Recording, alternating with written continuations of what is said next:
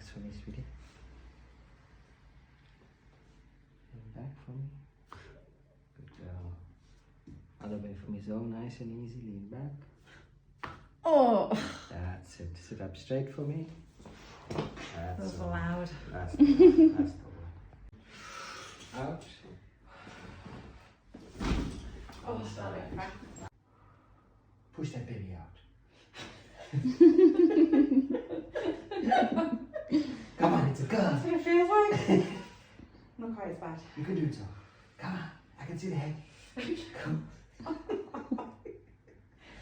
It's almost there. Oh, It's almost there. Christ. Oh. What are you doing, Kumaran?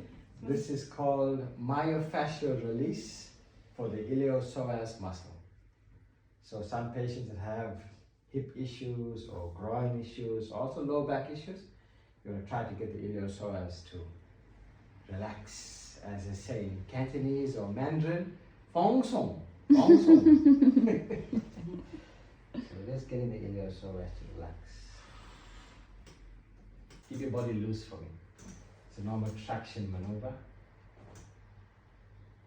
So you're going to try and pull back, like just pull back. Yeah, you just resist me. Good. So just tractioning out the hip, eh?